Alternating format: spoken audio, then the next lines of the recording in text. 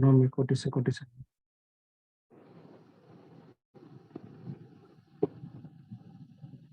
प्रज्ञा जागरण। प्रज्ञा अर्थात सम्यक ज्ञान, जागरण मतलब जागना। अपनी आत्मा को जागृत रखने के लिए आगम रूप जो हमें तीर्थंकर की वाणी हमारे सामने जो है उसे पढ़कर अपने अंदर उसको उतारने की कोशिश करें और उसको उसी आचरण के साथ अगर अपने जीवन में उतारेंगे तो ये सीखा हुआ ज्ञान हमारे लिए लाभदायक बनेगा।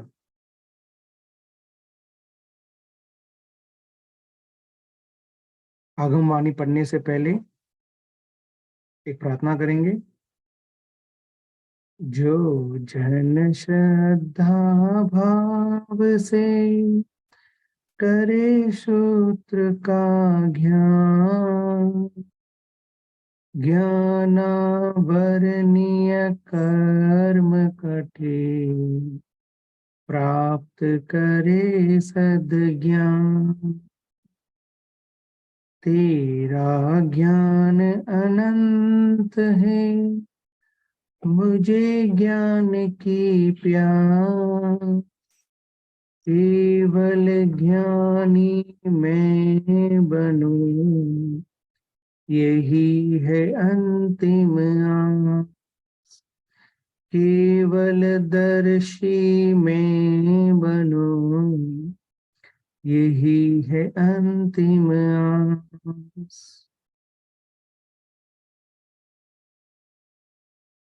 उपस्थित सभी को सादर जय जिनेन्द्र। पिछले क्लास में 6 गाथाएं हुई थी। अब हम 7वीं गाथाएं की ओर बढ़ते हैं। 7वीं गाथा इस प्रकार है।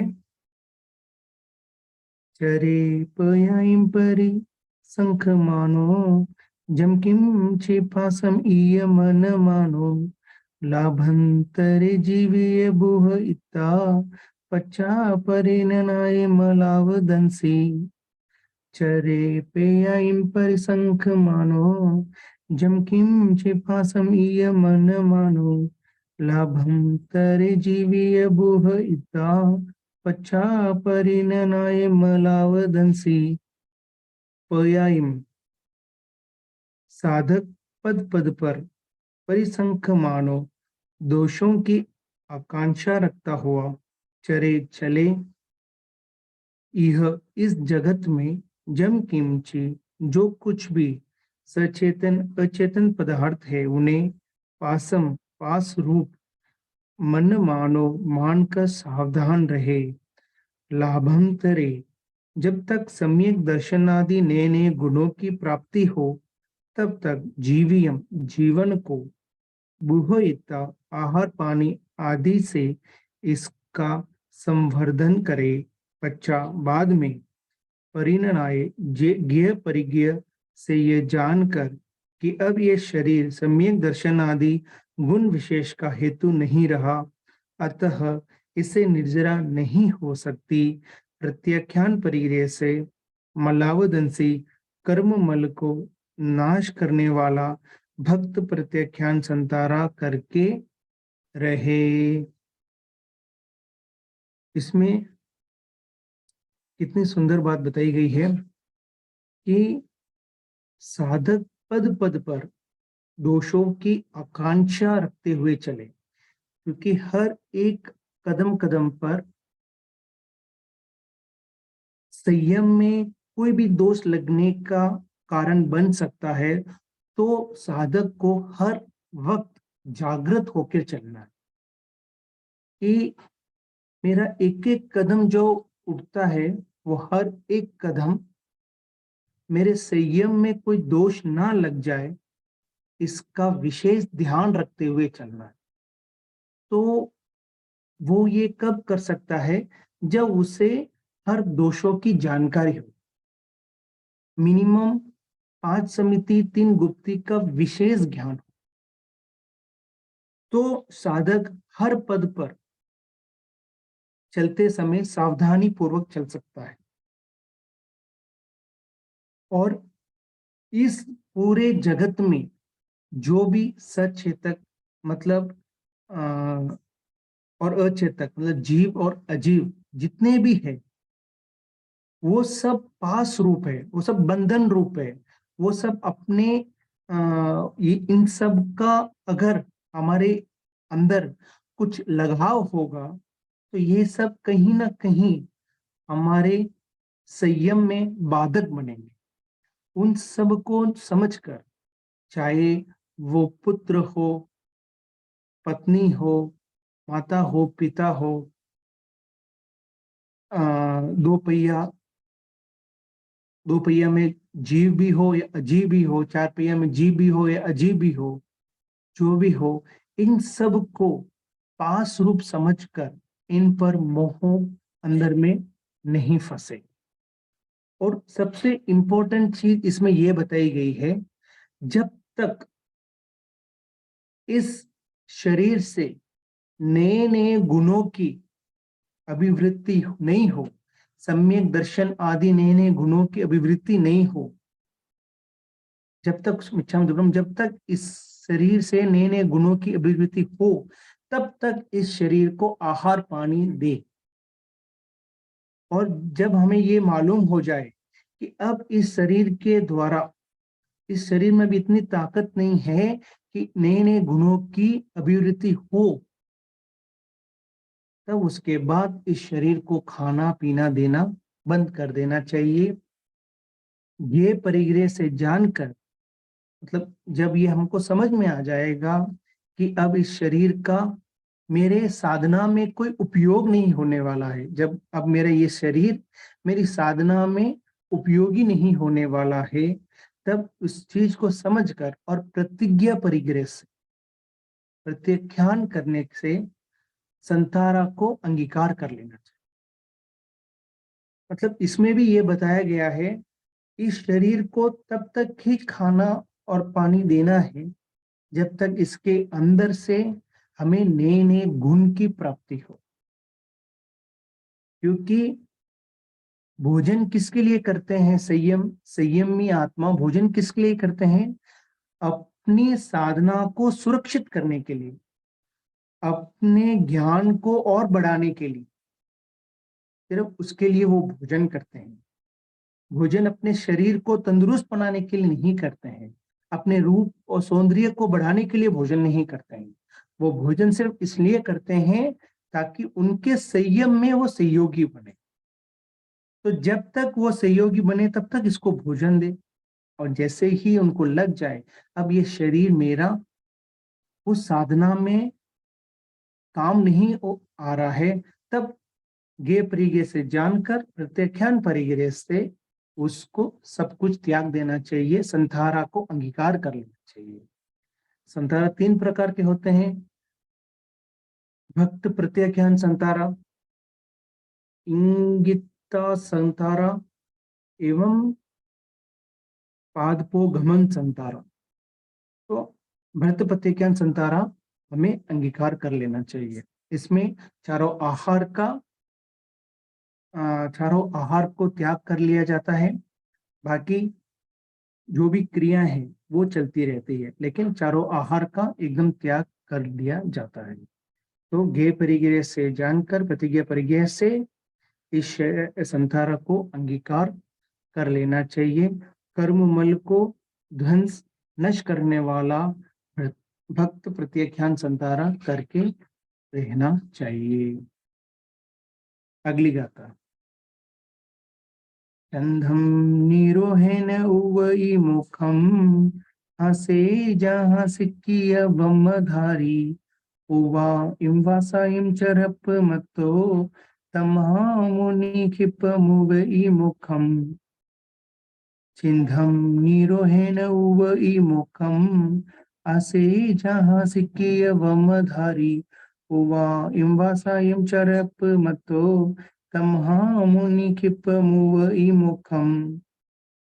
जहाँ जिस प्रकार सिक्कीय ब्रह्मधारी शिक्षित सधा हुआ तथा कवचधारी अश्व छिंदम निरोहेन युद्ध में स्वच्छंदता का निरोध करने से मोक्षम उवई विजय होकर युद्ध में त्रास से मुक्त स्वतंत्र हो जाता है। वैसे ही स्वच्छाचार को रोककर गुरु आज्ञा में रहकर शिक्षित एवं संयम कवच धारक मुनि मुनि भी क्षिपम शीघ्र ही मोक्षम संसार से मुक्त पार उवई हो जाता है। तमहा इसीलिए पूर्वाहिम वासाहिम पूर्व वर्षों से साधना के प्रारंभिक वर्षों में मुनि अप्रमत्त होकर विचरण करे। अप्रमत्त होकर विचरण करे। इसमें क्या बताया गया है कि घोड़े दो प्रकार के होते हैं। इसके बारे में हमने पिछले क्लासों में चर्चा की थी। पहला अध्ययन, विनय अध्ययन में घोड़े दो प्रकार के होते हैं, उसके बारे में हमने चर्चा की थी। उसमें एक जो घोड़ा होता है वो सधा हुआ होता है। वो युद्ध में जब जाता है तो युद्ध में जाने से पहले उनको ट्रेन किया जाता है किस प्रकार कैसे वार में हमें चलना बैठना है। और जो चालक उसके ऊपर बैठा है, अगर वो भी युद्ध में युद्ध के मैदान में अगर वो भी सर्वश्रेष्ठ होते हैं तो उस युद्ध में जाने के बावजूद भी वो सब पर विजय प्राप्त करके वापस निरोग होकर वापस आ जाते हैं। क्यों? क्योंकि उन्हें पता है किस प्रकार से युद्ध में जाना है और सामने वाले को किस प्रकार से वार में जीतना है, क्योंकि वो ट्रेन हुए होते हैं। पहले के जो ट्रेन हुए होते हैं और जो कवचधारी है, कोई कोई क्या कहते हैं, मुझे सब कुछ पता है, बिना कवच के वो चले जाते हैं। तो बिना कवच बिना सुरक्षा अगर वो युद्ध में चले जाते हैं, भले ही वो कितने ही उसमें परिपक्व हो, कहीं ना कहीं से भी पीछे से या आगे से या साइड में से कहीं से भी वो तलवार आ सकती है और उनको लगकर वहीं पे ध्वज हो सकते हैं। लेकिन जो कवच पहने हुए होते हैं और युद्ध कला का संपूर्ण ज्ञान होता है, वो भले युद्ध के मैदान के बीचों बीच भी क्यों नहीं चला जाता है, वो वहां पर भी अपनी कला के द्वारा, अपने युद्ध शिक्षा के द्वारा वो वहां से विजय प्राप्त करके आ जाते हैं। ठीक उसी प्रकार जो संयमी होता है, वो जब गुरु की आज्ञा में रहता है, गुरु की शिक्षा को अपनाता है और उसके द्वारा गुरु की शिक्षा को अपनाने के बाद उसके द्वारा वो आचरण करता है, तो फिर वो भी शीघ्र मुक्ति को प्राप्त कर सकता है। क्योंकि गुरु जो हमको शिक्षा देते हैं वो मोक्ष मार्ग में जाने की शिक्षा देते हैं। अगर उस समय अगर हमें ये लग जाए कि हमें सब पता है, गुरु हमको क्या बता रहे हैं, तो उस समय अगर ऐसा लग जाता है तो हम भी स्वच्छंदा की तरह क्या हो सकते हैं, वो जो हमें शिक्षा मिलनी चाहिए थी वो शिक्षा में प्राप्त नहीं होती है, और जिस शिक्षा के द्वारा हम मुक्ति को प्राप्त कर सकते हैं उस मुक्ति को प्राप्त नहीं कर पाएंगे अगर हम गुरु की आज्ञा में नहीं रहेंगे। और जब गुरु की आज्ञा में रहकर जो भी मुनि अपने गुरु के आज्ञा के द्वारा आचरण करता है, वो शीघ्र इस संसार से मुक्त हो जाता है। और इसके लिए हमें जब से संयम लेते हैं तब से उसी समय से अप्रमत्त होकर विचरण करते रहना चाहिए। तो जैसे जैसे हम अप्रमत्त होकर विचरण करेंगे तो वैसे वैसे हमारी आत्मा हल्की होती जाएगी, कर्मों से दूर होती जाएगी और हम शीघ्र मुक्ति को प्राप्त कर सकते हैं।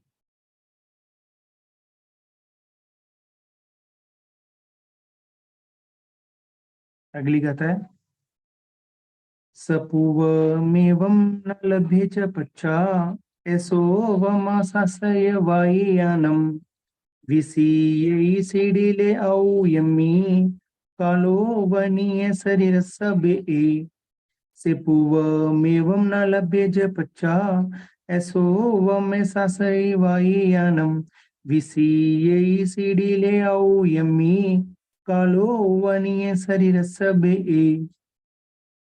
पूवम पहले अप्रमत्त नहीं होता से वह व्यक्ति पूर्व की तरह पच्चा पीछे जीवन के संध्या वेला में न लभेजा अप्रमत्त अवस्था को प्राप्त नहीं कर पाता।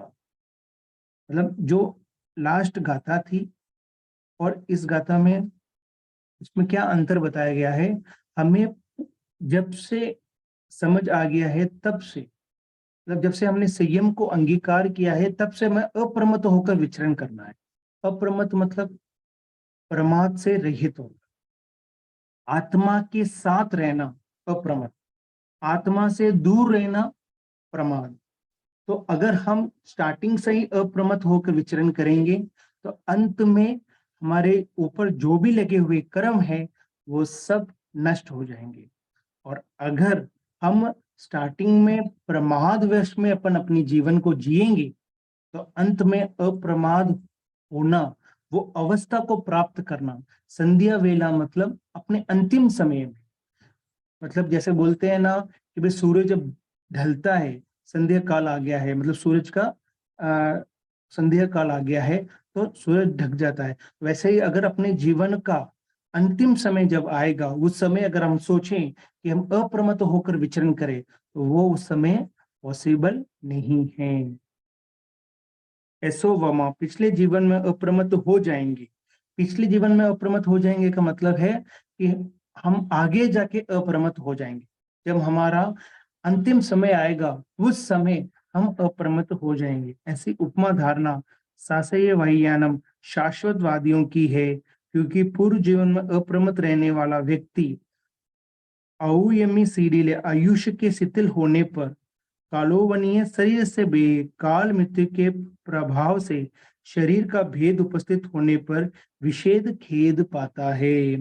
अंतिम समय जब आता है जो व्यक्ति ये सोचता है कि अब प्रमाद में अगर अपना अपना समय बीत रहा है तो उसमें कोई गलत नहीं है, क्योंकि जब हमारा अंतिम समय आएगा, संध्या काल होगा, यह मृत्यु के निकट होंगे, तब हम अप्रमत्त होकर विचरण कर लेंगे, अप्रमत्त हो जाएंगे, तब हम संयम में एकदम स्थिर हो जाएंगे।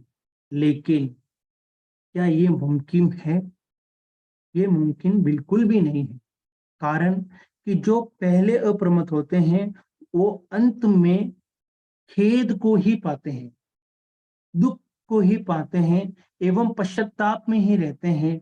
या फिर उनको ये भी कह सकते हैं कि जब वो मृत्यु के निकट पहुंच जाएंगे उस समय शरीर का भेद, मृत्यु के प्रभाव से शरीर का भेद उपस्थित होने पर विशेष खेद पाते हैं। खेद मतलब दुख की अनुभूति होती है, दर्द होता है कि मैंने जो अमूल्य समय था वो पूरा का पूरा समय मैंने प्रमादवश में बिता दिया है। अंतिम समय में उसको दुख का ही अनुभव करना पड़ता है, क्योंकि जो स्टार्टिंग से ही अप्रमत्त होकर विचरण करते हैं वो मृत्यु को सहर्ष स्वीकार करते हैं, और जो प्रमाद में अपने जीवन को बिताते हैं वो मृत्यु को देखकर घबरा जाते हैं या फिर दुखी हो जाते हैं या फिर खेद को प्राप्त करते हैं।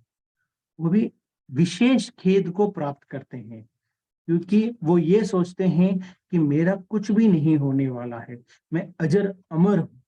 ऐसे सोचने वाले व्यक्ति कभी भी जिंदगी में जब तक समय है तब तक डरेंगे नहीं, और जैसे ही मृत्यु आएगी तब बहुत ज्यादा घबराएंगे। तो उसके कारण क्या होता है? उसके कारण उनका अंतिम समय में वो जो लेशा होती है वो शुभ लेशा नहीं होकर अशुभ लेशा होती है, और उसके कारण उनकी गति बिगड़ने का चांस ज्यादा होता है। तो जिस लक्ष्य से हमने इस संयम को अंगीकार किया था, जिसको हमने एक गोल समझ के रखा था, उस गोल को तो नहीं पहुंच पाएंगे, लेकिन विपरीत जो है उसमें हम चले जाएंगे, जिसके कारण हमारी गति, हमारी स्थिति सब बिगड़ जाएगी। इसलिए अप्रमत्त होकर ही विचरण करना है।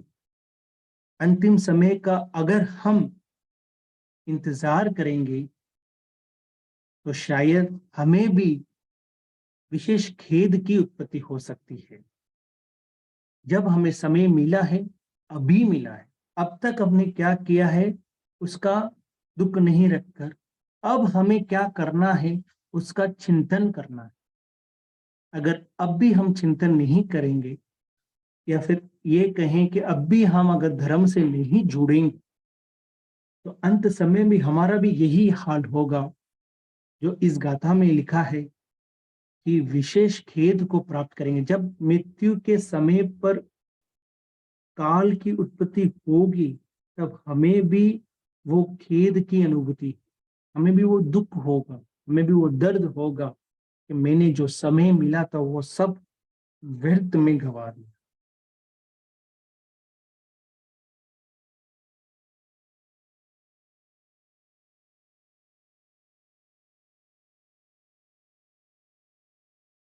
क्षिपम न सके विवेक में तमहा समुठाए पहाए कामी समिच्छलोयम समयमहसि अपानुरकी चरप मतो। क्षिपम न सके विवेक में हम तमहा समुठाए पहाए कामी समिच्छलोयम समयमहसि अपानुरकी चरप मतो।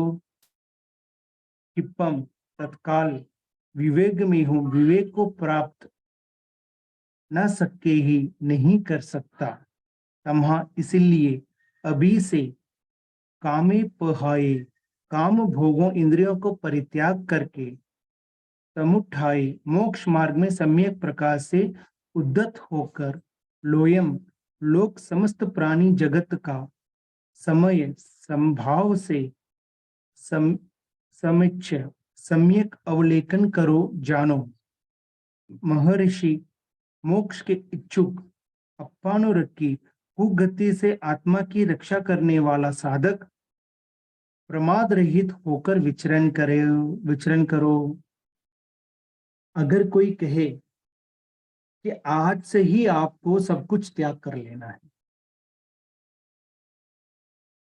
तो ये संभवतः मुश्किल ही नहीं, नामुमकिन भी कह सकते हैं कि आज के आज सब कुछ त्याग करना है।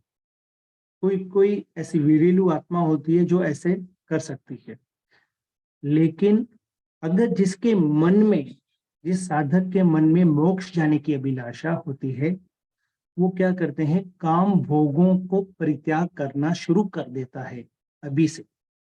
काम भोग श्रोतेंद्रिय, चक्षु इंद्रिय, घ्राण इंद्रिय, रस इंद्रिय, स्पर्श इंद्रिय। श्रोतेंद्रिय और चक्षु इंद्रिय काम का विषय, घ्राण इंद्रिय, रस इंद्रिय और स्पर्श इंद्रिय भोगों का विषय। ये दोनों इन भोगों को अभिवृत्ति करता है। किसी ने सुंदर गीत गाया, कानों से सुना, और मन में वो अभिलाषा हुई कि उसको मिलना है, उनसे दोस्ती करनी है, उनसे बातें करना है। आंखों से देखा रूप रंग को देखकर हमारे अंदर में भोग की इच्छाएं हो जाती। तो ये जो विषय होती है, इंद्रियों की जो विषय होती है, उस पर हमें एक कंट्रोल करना। तो उस पर अगर अपना काम करना शुरू कर दें और इस लोक में जितनी भी चीज, उन सभी को सम्यक प्रकार से अवलेकन करें, जाने समझे कि क्या है, ये क्या है, वो क्या है, ये क्या है, ये करने से क्या होगा, वो करने से क्या होगा, इसको अपनाने से क्या होगा, उससे त्याग करने से क्या होगा, उन सब का अवलोकन करे, उन सब को जाने समझे और उसको अपने ज्ञान द्वारा उनकी अवलेकन करे। जितने भी समस्त इस जगत में जितनी भी चीजें हैं, वो सब को समझकर उन सब चीजों के ऊपर अगर हमारा दृष्टि किस तरह से देखना है वो हमें समझ में आ जाए, तो फिर हम बहुत कुगति से अपनी इस आत्मा का रक्षा कर सकते हैं।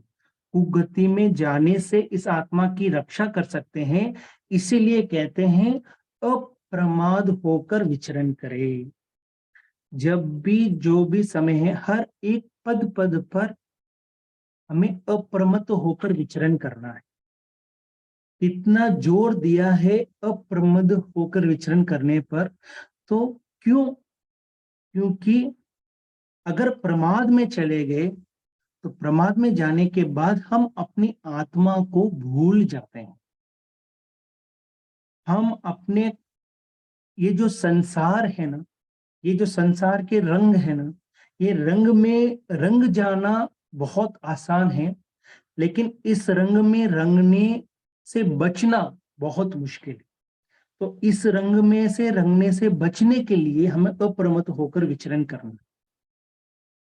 मध्य, विषय, कषाय, निद्रा, विकटता, इन सब से दूर रहना। ये तो मुख्य 5 है, और भी प्रमाद के अन्य विषय हैं। ये मुख्य जो 5 है, उन सब से दूर रहने के लिए हमें हर वक्त सतर्क रहना है। अपनी आत्मा को, बुरे कर्म हमारी आत्मा को छुए तो उनसे दूर रहना। क्योंकि कोई भी विषय होती है ना, वो अपने को इतनी अट्रैक्ट करती है ना, ऐसे अट्रैक्ट करती है ना, कि उस समय हम फूलने लग जाते हैं। हमें इच्छा होने लग जाती है उनको देखने की, उनको सुनने की। अगर एक बार वो इच्छा जागृत हो गई तो बार बार उस चीज को देखने की इच्छा हो। अब समझ लीजिए कि अगर मैं ही क्लास ले रहा हूं, अगर किसी ने कहा कि आपकी क्लास में अच्छा लग रहा है, तो मेरे अंदर और ज्यादा खुशी होने लग जाए। तो उसके कारण मुझे क्या लगेगा कि मैं और थोड़ा एग्जांपल्स दूं, और ये दूं, कुछ कुछ और मसाला ऐड करूं जिससे और भी अच्छा लगे। तो वो मसाला ऐड करने लग गया तो फिर जो विषय है उस विषय से हम दूर हो जाएंगे।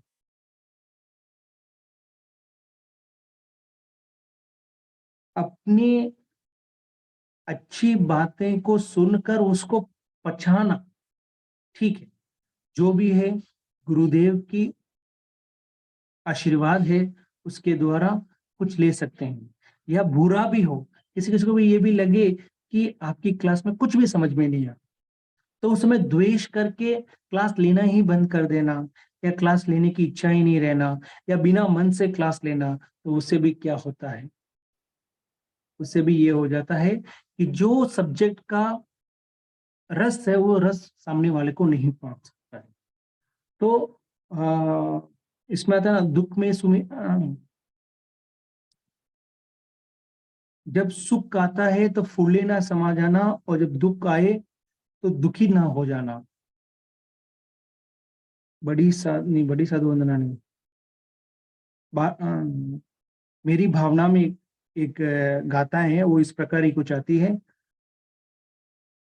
सुख दुख में ऐसी कुछ गाता है, बहुत अच्छी गाता है, मेरी भावना में वो गाता अभी बराबर याद नहीं आ रही। कोई भी व्यक्ति आत्मा विवेक झटपट नहीं प्राप्त कर सकता, इसलिए अभी से ही काम भोगों का परित्याग करके मोक्ष मार्ग के लिए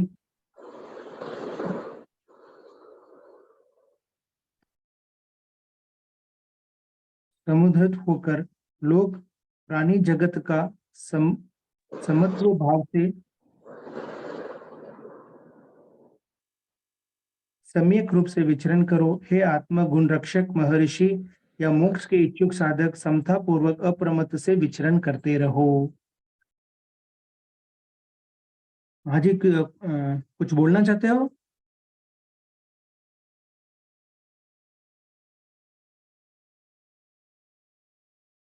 ठीक। नहीं, वो उसकी भावना मेरी भावना की, सुख में ना फूले दुख में कभी ना घबराए। हाँ, वो गाता याद नहीं आ रही एक्चुअली मुझे। वो यही वाली थी सर। सुख में ना फूले दुख में ना घबराए, पर्वत नदी शमशान बहे ना घटवी हाँ, से नहीं कहता। हाँ, सुख में पर्वत नदी शमशान भयानक, अटवी से नहीं भय खावे। तो उसी प्रकार जब सुख होता है जब फूले नहीं, और दुख आता है तो घबराए नहीं। प्रमाद मूल, राग द्वेष का त्याग का निर्देश।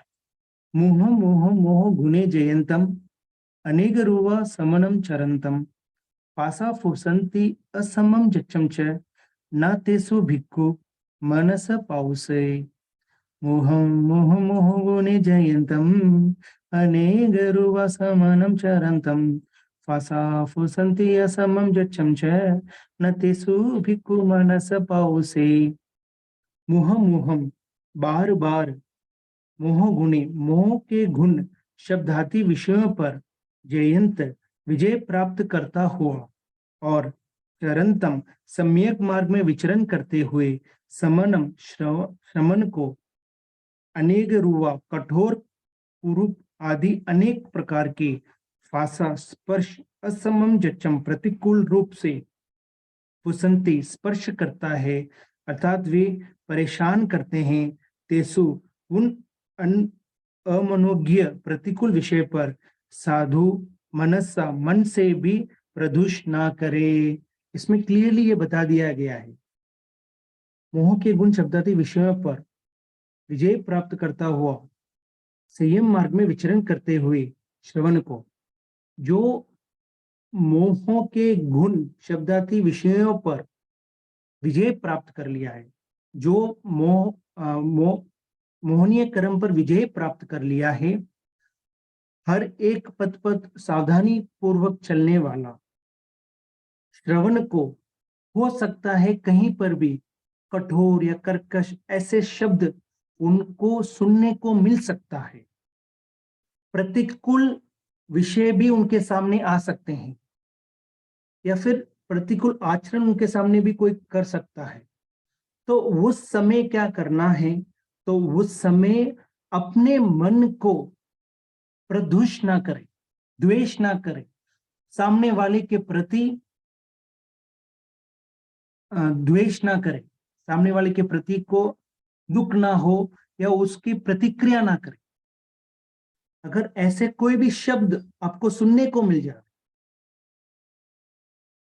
जिसके कारण मतलब जो आपके अनुकूल है वो प्रतिकूल बन जाए, या आपके शब्दों को काट दे, या आपके शब्दों को ऊपर वापस वो प्रतिक्रिया करे, जिसके कारण आपके मन में दुख हो, लेकिन होने पर भी मन में उन सामने वाले के प्रति द्वेष की भावनाएं नहीं लाए, क्योंकि ये सब जो कुछ भी है, ये सब अपने किए हुए कर्मों का ही फल है। उस समय अगर हम सतर्क रहकर जो भी सामने वाले बोलते हैं, अगर वो अपने गुणों को बढ़ाने के लिए हो तो उसको स्वीकार कर ले, या फिर अगर वो हमें छेड़ने के लिए कह रहे हैं, तो सबसे अच्छा फॉर्मूला गुरुदेव फरमाते हैं, अगर जो शब्द आपको लेना नहीं है तो उसको स्वीकार भी ना करें, क्योंकि आपको उनके बातों पे बुरा कब लगेगा, जब उनकी बात को आप स्वीकार करें। सामने वाले आपको जो भी बोले उसको अगर आप स्वीकार करोगे तब ही आपको वो बातें बुरी लगी। अगर उनकी बातों को आप स्वीकार ही नहीं करो तो क्या आपको बुरा लगेगा? नहीं लगेगा। तो जब वो अगर आपको बोले, तो अगर उस समय आपने उस चीज को मन में लगा दिया तो इसका मतलब उन्होंने जो बोला उसको आपने सहर्ष स्वीकार कर दिया और अपने आप को उस बातों से दुखित बना।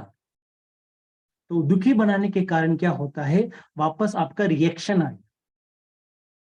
वापस आपका, आप भी उनको दो शब्द वापस रिपीट करोगे या दोगे, उनको भी दो शब्द दोगे। उन्होंने आपको दिया तो आप भी दोगे। अगर उनकी बात को आपने स्वीकार ही नहीं किया तो आपको कुछ भी फर्क नहीं पड़ने वाला। कितना अच्छा फॉर्मूला दिया है गुरु भगवंतों ने कि भाई अगर आपको उनकी बातें को लेना है तो लो, अगर आपको लगे वो बातें आपके लिए निरर्थक है, अगर आपको लगे वो बातें आपके संयम में कोई काम की नहीं है, तो उन बातों को स्वीकार ही क्यों कर रहे हो? तो आपको क्रोध ही नहीं आएगा, बिल्कुल भी क्रोध नहीं आएगा। अगर ऐसे आप करोगे तो अगर वो सामने वाला आपके ऊपर एक बार उंगली उठाए या 2 बार उंगली उठाए, अगर आप उसकी बातों को स्वीकार ही नहीं करोगे, तीसरी बात वो आपके ऊपर उंगली उठाना बंद कर देगा। क्योंकि लोगों का क्या कारण होता है कि वो चाहते हैं कि उसके अंदर क्रोध आए और मतलब उसके अंदर में जो अच्छापन है वो खत्म हो जाए। वो आपको आपके अंदर की अच्छाइयों को खत्म करने के लिए ही ऐसी उंगली लगाता है, ऐसी चिठाई भरता है। अगर उनकी उंगली लगाना या उनकी चूठियां भरना आपके ऊपर असर ही नहीं करे, तो वो कितनी बार करेगा? 1 बार करेगा, 2 बार करेगा, फिर वो अपने आप साइलेंट हो जाएगा। इतनी सुंदर बातें हैं। अगर इसको अपने जीवन में उतारते हैं तो जीवन जीने का आनंद ही कुछ अलग होता है। मतलब वो अलग ही आनंद आता है। भले ही हम लोगों के बीच में, उस भीड़ के बीच में नहीं रह के अकेले भी रहेंगे ना, तो भी इतना आनंद से अपने जीवन को बिता सकते हैं। अन्यथा हम लोगों के बीच में रहने के बाद भी हम टेंशन से भरे हुए रहते,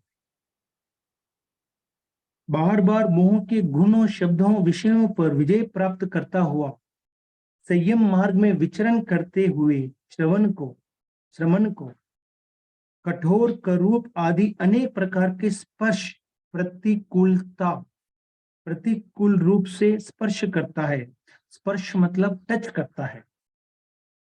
ऐसे ऐसे शब्द अपन को टच करते हैं जिसके कारण अगर वो अपन को परेशान करता है, उस अमनोज्ञ प्रतिकूल विषय पर अगर साधु मन से भी प्रदुष ना करे, मन में भी उसके प्रति द्वेष भावना ना लाए, मन में भी उस चीज को ग्रहण ना करे, बस ठीक है, उसको ऐसा लगा, उसने बोल दिया, ये उसकी समझ है, उसकी जितनी समझ है उसने मुझे बता दिया है। अब मेरी समझ क्या है, ये सबसे बड़ा विषय है। अगर मैं भी ऐसे ही समझता हूं तो मैं भी वापस क्रोध वश उसको उत्तर दूंगा। और अगर मैं समझदार हूं तो फिर क्या होगा, मैं उस विषय को संभाव पूर्वक से सहन करके ऐसे ही उसको छोड़ दूंगा। तो फिर वो सामने वाले भी परिवर्तन हो जाएगा, उसके अंदर भी परिवर्तन आने लग जाए। अगली कथा। मंदाय फसा बहुलोहे निजा, कह पगारे सो मनम न कुजा, रखे जको हम बिन यजमानम, मायम न सेवे पर हिजलोहम। मंदाय फसा बहुलोहे निजा, कह पगारे सो मनम न कुजा, रखे जको हम बिन यजमानम, मायम न सेवे पर हिजलोहम। मंदा हिता हित विवेक जन को भी मंद करने वाला अनुकूल फासा या स्पर्श शब्दादि विषय बहुलोहे निजा, बहुत ही लुभावने वाले होते हैं। अभी तक अपने आपने सुना था कि प्रतिकूल विषयों में प्रतिकूल विषयों में से बचना तो संभव है, लेकिन अनुकूल विषयों से बचना बहुत जोर लगता है, बहुत मुश्किल। कोई आपकी प्रशंसा कर दे, कोई आपको अच्छा कहने लगे, आपके कंठ का या आपके रूप का या आपके पहने हुए मतलब पहने हुए कपड़ों का अगर प्रशंसा करने लग जाए, उस प्रशंसा में फूलना नहीं तो कितना मुश्किल। अगर कोई आपको कह दे कि आप सुंदर नहीं दिख रहे हो, ठीक है भाई, इसको समझ नहीं है, ऐसे बोल के हम छोड़ के चले जाते हैं। लेकिन कोई आपको बोल दे कि आप बहुत सुंदर लग रहे हो, तो उस चीज से बाहर निकलना कितना मुश्किल है। अच्छा, ये देखो, ये भी देखो, ये कैसा लग रहा है, वो कैसा लग रहा है। अगर एक छोटी सी भी प्रशंसा कर लेना, हम अपनी पूरी की पूरी खोल खोल देते हैं। ये देखो, ये यहाँ से लाया हूँ, ये नेकलेस यहाँ से लाया हूँ, ये वहां से लाया हूँ, ये वहां से लाया हूँ, ये देखो ये कितना सुंदर है, यहाँ पे डायमंड लगा हुआ है। कितना हम उस चीज के ऊपर जोर लगाते हैं, क्योंकि अनुकूल विषयों से बचना बहुत ही मुश्किल है, बहुत ही लुभावने वाले होते हैं।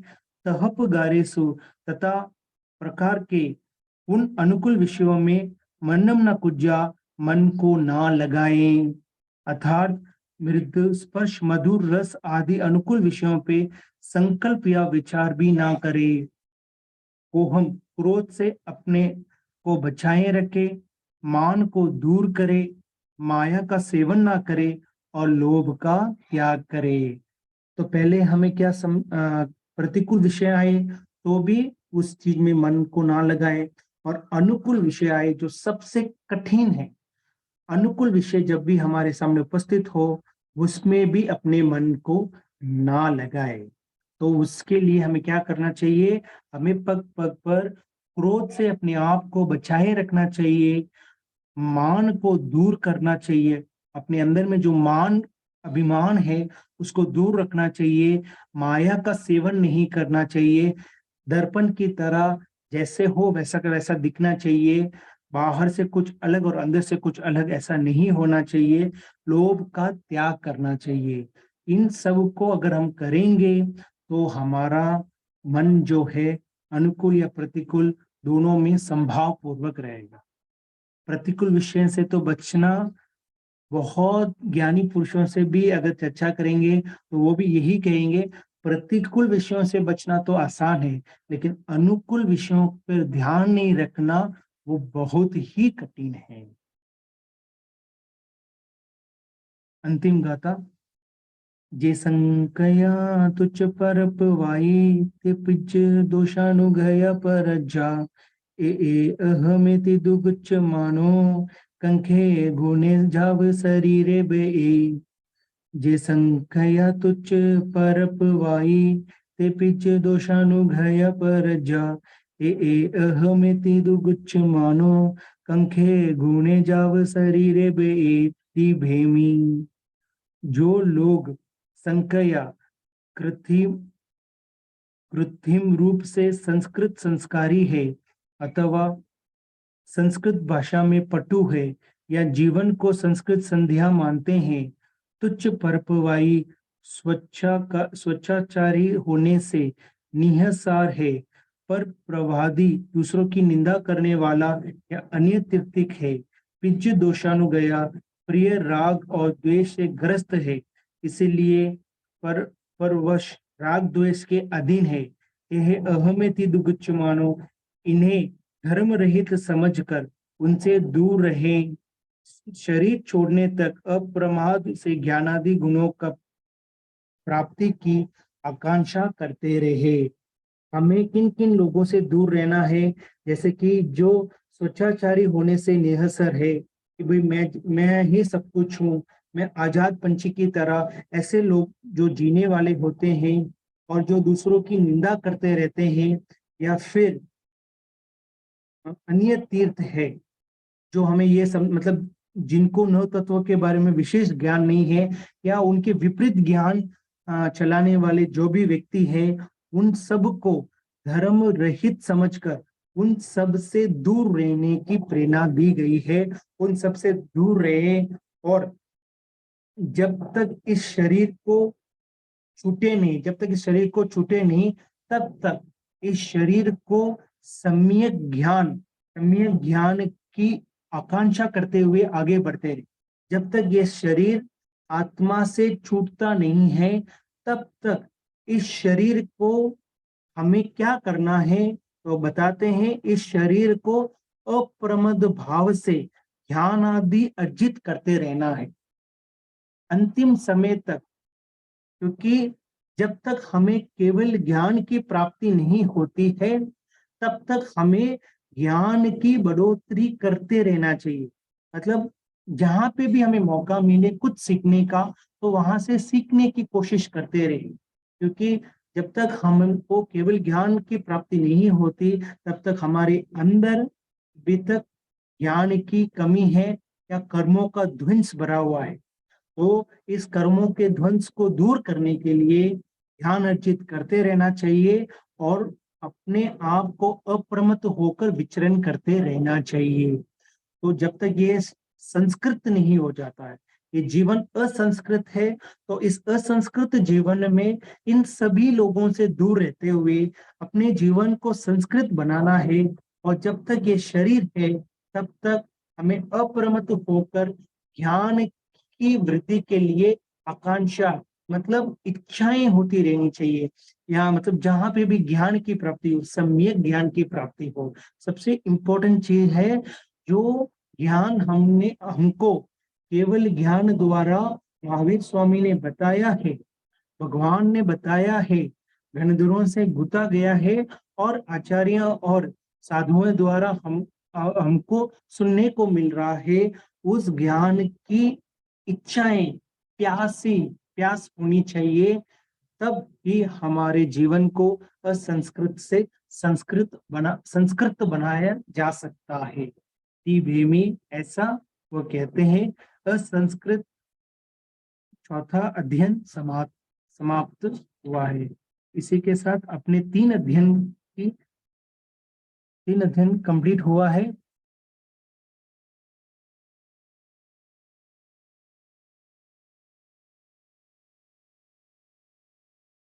आपके रिवीजन चल रहे हैं सब?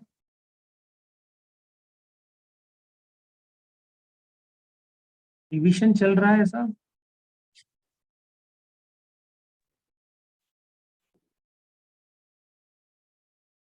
तीन अध्ययन जो अपना कंप्लीट हुआ है उसमें आपने वापस उस अध्ययन को सीखा या गोता ऐसा किए हो?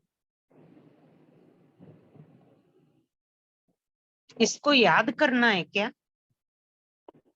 याद याद करें तो बहुत अच्छी बात होती है, लेकिन एग्जाम्स के हिसाब से अगर आप पूछ रहे हो तो इसको याद करने की ऐसे आवश्यकता नहीं है।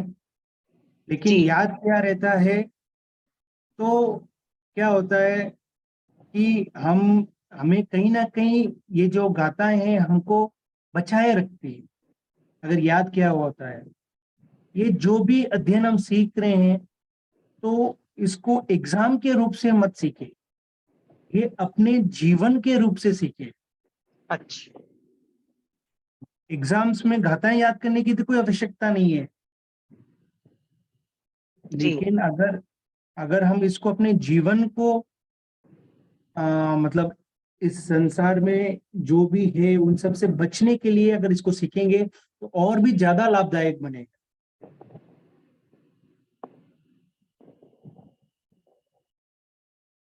क्योंकि जहां तक मैं जानता हूँ, मैं जब स्कूल्स में पढ़ाई करता था तो एग्जाम के हिसाब से मैं पढ़ाई करता था। एग्जाम के दिन तो सब कुछ याद रहता था, और एग्जाम के अगले दिन या उसके 2 दिन या 3 दिन के बाद अगर वही प्रश्न मुझे वापस पूछेंगे तो मुझे कुछ भी याद नहीं रहता, क्योंकि मुझे तो बस इतना ही था कि मुझे स्कोर करना है। तो स्कोर के हिसाब से अगर मैं पढ़ता था तो उससे मेरे को मतलब उससे मैं इतना ही सीखा हूँ। एग्जाम्स के लिए पढ़ते हैं तो फिर बस वो स्कोर आया और उसमें राजी होता था। वापस उसके बारे में अगर कोई पूछते तो वापस एक बार याद करना पड़ता है या फिर उसके बारे में वापस रिवाइज करना पड़ता है। और अगर इसको अपन जीवन के हिसाब से पढ़ेंगे तो लाइफ टाइम तक हमारे साथ में रहेगा। ये भव पर भव, क्योंकि आत्मा के साथ अगर कुछ भी जानने वाला है तो अपना ज्ञान और दर्शन ही अपने साथ चले। समय याचना बहुत ज्यादा भाषण दे दिया।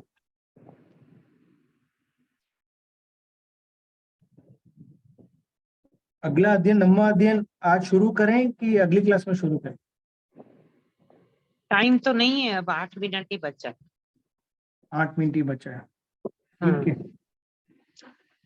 तो अगली क्लास में इसको लेने का भाव रखता हूँ। जी। मेरे द्वारा बताने में अगर जिन आज्ञा विरुद्ध अगर कुछ भी मेरे द्वारा बताया गया हो, चिदमस्त हूँ तो बताया हो, समय याचना चाहता हूँ।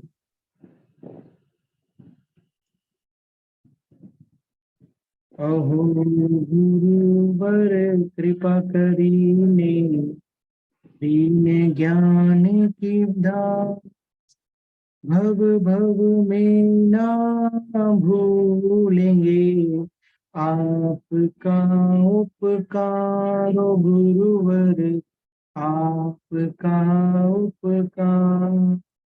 अभिनय जो हो गया उसको माफ करो, मेरे सारे कर्म कलुष को आप ही साफ करो, गुरुवर आप ही साफ करो।